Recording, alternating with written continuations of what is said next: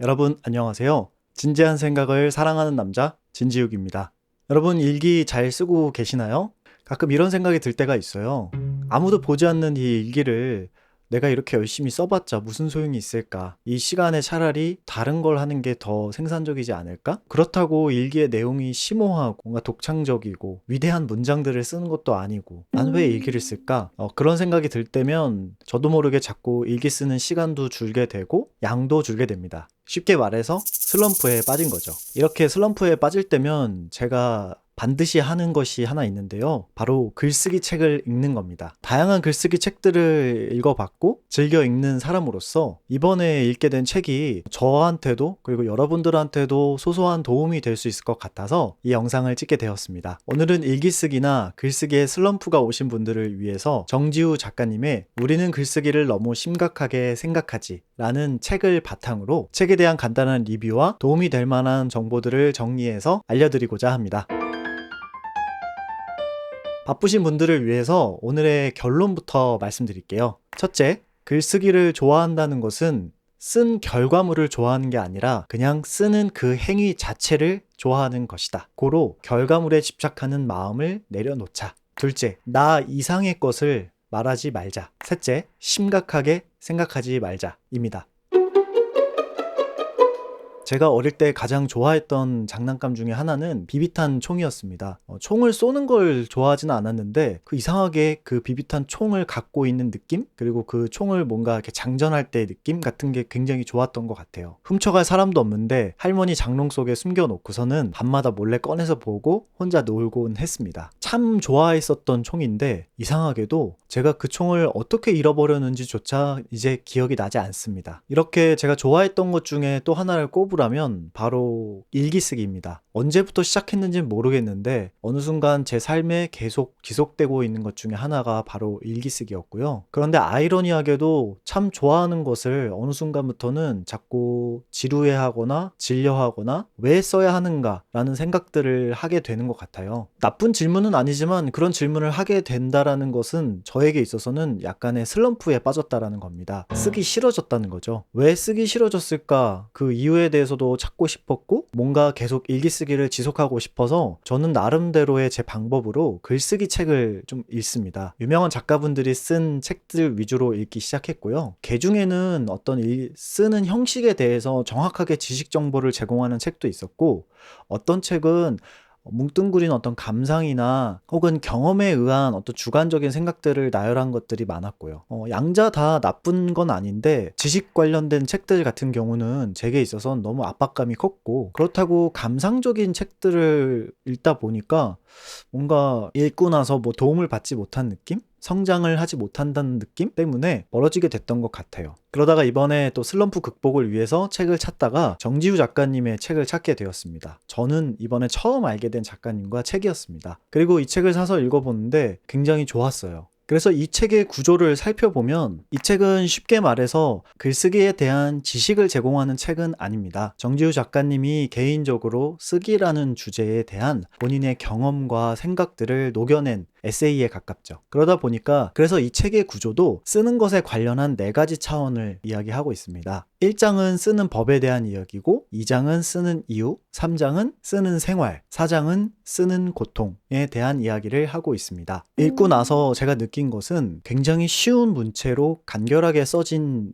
글들이지만 그 사유의 깊이가 꽤 깊고 겉핥기식의 감상적인 측면을 늘어놓은 것이 아닌 생각이 들어가 있다는 게 흥미로웠어요. 저는 에세이 책을 사실 좋아하는 편은 아닙니다. 너무 감상적이거나 아니면 너무 쉬워서 읽고 나서 뭔가 제 안에 새로운 깨달음이나 영감을 불러일으키지 못하는 경우가 많았기 때문이죠. 그럼에도 불구하고 책은 저에게는 좋은 영감도 줬고 쓴다는 것에 대한 의미를 다시 한번 되새겨준 고마운 책인 것 같습니다. 추천할 분과 추천하지 않는 분들을 만약에 나눈다면 에세이처럼 가벼우면서 문장이 쉽지만 좋은 글이라는 거를 좀 경험해보고 싶은 분들에게는 이 책을 추천해드리고요. 어떤 구조나 형식, 노하우를 습득하고 싶은 분들에게는 그런 지식 컨텐츠로서 접근하는 책은 아닌 것 같습니다. 자, 그럼 책을 읽으면서 제가 인상적으로 받았던 3가지 포인트에 대해서 이야기를 해볼게요. 글 쓰는 행위 자체를 이 정지우 작가님은 어떤 생각이나 깊은 철학적인 사유가 아닌 몸으로 하는 행위라고 정의를 했습니다. 저는 그 내용을 읽는 순간 무릎을 탁 쳤는데요. 사실 제가 왜 일기 쓰기를 좋아할까에 대해서 저 스스로 답을 찾고 있지 못했는데, 책을 읽으면서 깨달은 것은 저는 그냥 종이에 무언가를 쓰는 것을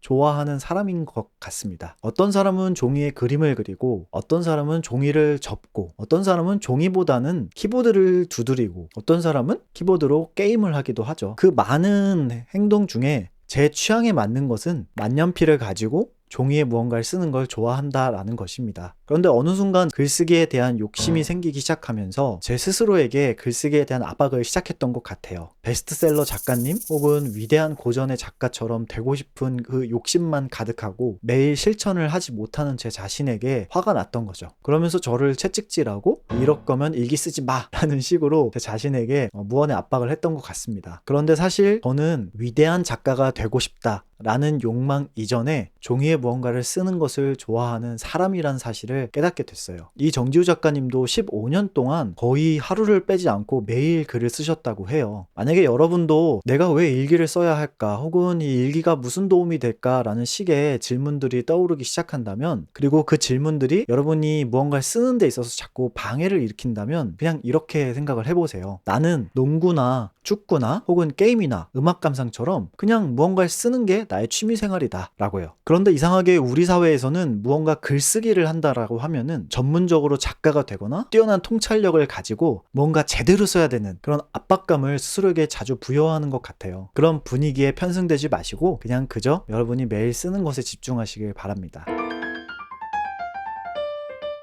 이 책에서 작가님도 그런 얘기를 하고 저도 그런 생각을 갖곤 했는데요. 쓴 글의 내용이 아무리 좋은 작가라고 하더라도 그 작가가 실제로 삶에서도 그런 좋은 인성을 갖고 있을까? 사실 저는 개인적 경험으로 성격이 안 좋은 작가분들을 몇몇 만나면서 그 사람이 쓴 글이 그 사람의 전부는 아니구나 라는 점을 깨달은 적이 있었거든요. 그러면서 제가 글을 쓰면서 자꾸 제 스스로를 검열하게 되더라고요. 뭔가 좋은 문장이나 긍정적이거나 반듯하고 옳은 문장들을 쓰게 되면 제 자신에게 나는 그런 사람이 아닌데 내가 이런 문장을 쓸 자격이 있을까? 라는 식의 자기검열을 심하게 됐었어요. 써보신 분들은 잘 아시겠지만 일기라는 개인적인 기록임에도 불구하고 내 자신을 자꾸 포장하거나 누가 볼까봐 두려워서 내가 솔직하게 느낀 감정과 생각에 대해서 과소평가하거나 과대평가하거나 하는 일들이 자주 생기는 것 같았어요. 그런 글들을 일기나 다른 매체에 쓰게 되면 나 스스로가 거짓말을 한다는 것에 대해서 자꾸 알게 되고 그것들이 내 양심에 자극을 자꾸 주고 그럼으로 인해서 글쓰기가 점점 마음에서 멀어지는 것들을 경험하곤 했습니다. 그래서 저는 일기를 쓸 때 혹은 글을 쓸 때 계속 솔직해지려고 하는 연습을 하고 있어요. 그런데 솔직한 게 정말 뭐냐라고 물어보신다면 이 정지우 작가님의 답변이 참 저는 마음에 들었습니다. 대상을 폭력적이지 않은 방식으로 대상화하는 것, 규정하는 것, 바라보는 것이 곧 글쓰기다. 그래서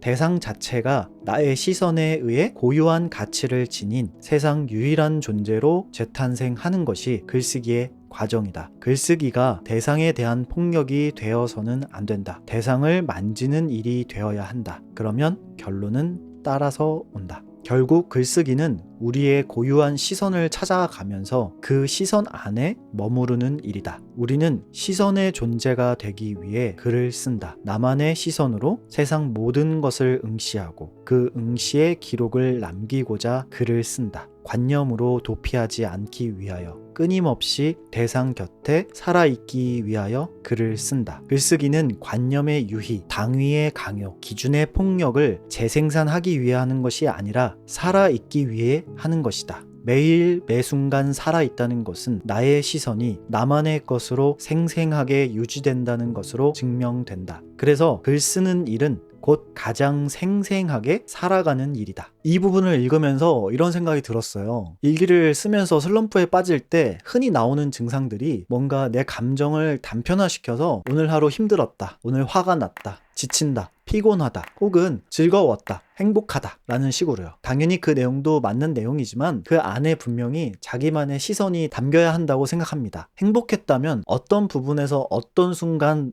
행복감을 느꼈는지, 그것이 정말 나에게 행복이었는지, 그런 비슷한 경험들이 또 예전에 있었는지 꼬리에 꼬리를 물면서 내가 경험했던 사건 속으로 계속 깊게 들어가는 거죠. 혹은 내가 부정적인 감정이 떠올랐다면 그것이 어떤 순간 어떤 느낌으로 떠올랐고 나에게 어떤 생각을 유발시키게 만들었는지에 대해서 차분하게 관찰하는 마음으로 살펴보는 것이 좋은 일기라고 생각을 합니다. 그런 면에서 작가님이 얘기해 주신 이런 내용들이 다시 한번 제가 일기 쓰는 목적을 상기시켜 줬어요. 나에게 솔직해지고 내가 본 것을 본 것 그대로 쓰는 연습, 나의 경험들을 내가 스스로 잘 해석하고 나의 몸과 마음을 잘 보호하기 위해서 쓰는 것들이라고 생각을 하는데요. 그러기 위해서는 내가 느낀 것 이상도 아니고 이하도 아닌 정말 딱 본 것 그대로 바라보는 관찰자의 시선으로 쓰는 연습이 필요하다고 저는 생각합니다. SNS에서 펼쳐지는 다양한 사람들의 다양한 의견들을 듣다 보면 그것이 마치 제 생각인 것처럼 흡수가 되고 모든 세상의 관점들을 그 틀에 맞춰서 보게 되는 경우가 굉장히 많아요. 그러다 보면 나의 주관적인 시선과 나만이 갖고 있는 고유한 에너지를 잃어버릴 경우가 많죠. 그러면 어느 순간 나라는 사람의 존재와 정체성을 잃어버리고 남들이 원하는 대로 살게 되는 경우를 발견하게 되기도 합니다. 의미 있는 일기와 의미 있는 글을 쓰기 위해서 내가 지켜야 되는 원칙이 하나가 있다면 나 이상의 것은 쓰지 않기라는 거죠. 저는 다른 것에 대해서는 덜 심각한 편인데 이 유독 글쓰기나 책과 관련된 것들에 대해서는 자꾸 심각하게 생각하는 나쁜 경향이 있습니다. 예를 들면 일기를 쓰더라도 뭔가 좋은 문장, 통찰력이 있는 문장, 죽은 뒤에 누군가 제 일기를 봤을 때 야, 이 사람 정말 대단한 사람이구나 라고 느낄 정도로 뭔가 멋진 명문들을 막 쓰고 싶다라는 이상한 망상에 빠져 있곤 합니다. 그러다 보면 자꾸 심각한 주제들을 생각하게 되고 그 심각한 것들에 대해서 전 그닥 흥미를 갖거나 깊게 관찰하고 싶지도 않으면서도 그냥 자꾸 쓰게 되는 경우죠. 그런데 사실 제가 진정 원하는 것은 그런 심각함이 아니라 뭔가 자유롭고 편안하고 느리게 사는 어떤 게으른 삶에 가까운 것 같았어요. 이런 제가 원하는 것과 제가 되고 싶은 것 사이에 이 갭이 있다 보니까 일기 쓰기나 글쓰기가 점점 저한테는 부담이 되고 무거워지면서 자꾸 손에서 멀어지는 거죠. 그런데 이 책을 보면서 느꼈던 건 작가님이 하고 싶었던 얘기도 그렇고 공감할 수 있었던 건 심각해지지 말자. 왜냐하면